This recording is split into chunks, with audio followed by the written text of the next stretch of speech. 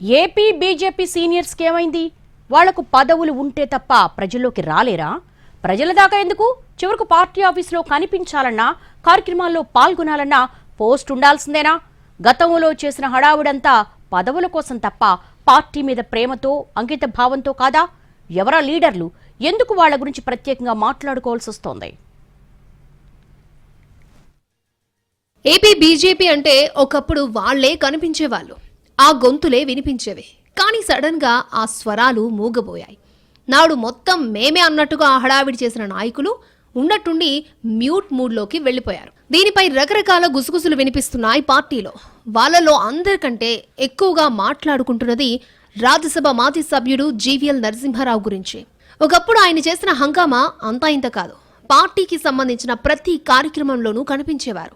విశాఖ ఎంపీగా పోటీ చేయాలన్న ఉద్దేశంతో ఫోకస్డ్ గా అక్కడ చాలా కార్యక్రమాలు నిర్వహించారు ఆయన.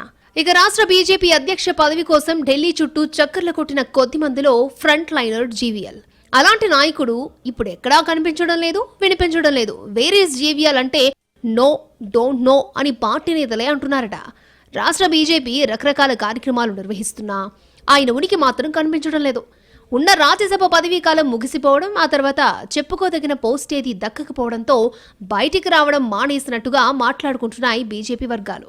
ఎంత చేసినా ఇంతేనన్న నిరాశ జీవీఎల్ ని ఆవహించి ఉండొచ్చు అన్న ఊహాగానాలు పెరుగుతున్నాయి.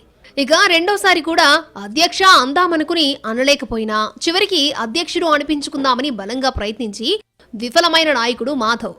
ఆయనకు ఎమ్మెల్సీ రెన్యువల్ కాలేదు, అలాగని రాష్ట్ర అధ్యక్ష పదవి దక్కలేదు. దీంతో మాధవ్ కూడా మ్యూట్ మోడ్కే ప్రాధాన్యం ఇస్తున్నట్టు చెప్పుకుంటున్నారు పార్టీ నాయకులు. ఎమ్మెల్సీ సంగతి సరే, అప్పట్లో కనీసం రాష్ట్ర అధ్యక్ష పదవి దక్కినా యాక్టివ్ గా తిరుగుదామని అనుకున్నారట ఆయన. కానీ ఏ పదవి లేకపోవడంతో నారాజుగా ఉన్నట్టు తెలుస్తోంది. అందుకే బయట పెద్దగా కనిపించడం లేదు. పార్టీ కార్యక్రమాల్లో అటెండెన్స్ ఉండడం లేదని అంటున్నాయి బీజేపీ వర్గాలు. పదవి లేకపోతే రాజకీయాల్లో గుర్తింపు ఉండదని, పనులేవి జరగవని, అలాంటప్పుడు ఎక్కువ మీదేసుకోవడం ఎందుకన్నది ఆయన అభిప్రాయంగా ప్రచారం సాగుతోంది. ఇక ఏపీ బీజేపీలో కనిపించకుండా పోయిన మరొక సీనియర్ నాయకుడు విష్ణువర్ధన్ రెడ్డి. ఉపాధ్యక్షుడు అంటున్నారే కానీ ఎక్కడా పేరు కూడా వినిపించడం లేదట. ఎన్నికల టైం నుంచి ఆయన్ని పక్కన పెట్టేసినట్టు చెప్పుకుంటున్నారు. పొత్తు కారణంగా విష్ణు ప్రాభవం పోయిందని పార్టీ కార్యకర్తలు మాట్లాడుకుంటున్న పరిస్థితే. రాష్ట్ర అధ్యక్ష పదవి కోసం ఆయన ఢిల్లీ ఆఫీస్ తలుపు తట్టినా కామ్ గా ఉండమని ఆదేశించినట్టు సమాచారం. ఏ పదవి లేక, నామమాత్రపు ఉపాధ్యక్షుడిగా ఉండలేక ఊళ్ళోకొచ్చి ముఖం చూపించుకోలేని ఊరి పెద్దలా తయారైందట విష్ణువర్ధన్ రెడ్డి పరిస్థితే. అందుకే ఆయన పార్టీ కార్యకలాపాలకు సైతం ముఖం చాటేస్తున్నట్టు తెలుస్తోంది. ఇక్కడే పార్టీ క్యాడర్కు ఒక పెద్ద డౌట్ వస్తోందట.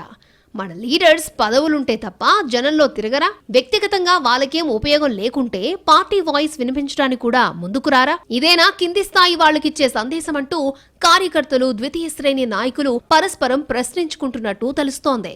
మళ్లీ పోస్ట్ వచ్చేదాకా వాళ్ళు అలాగే అజ్ఞాతంలో ఉండిపోతారా, లేక బీజేపీ సిద్ధాంతాలకు కట్టుబడ్డ నాయకులుగా తిరిగి యాక్టివ్ అవుతారా అన్నది చూడాలని ఏపీ బీజేపీ క్యాడరే అనుకుంటోందట.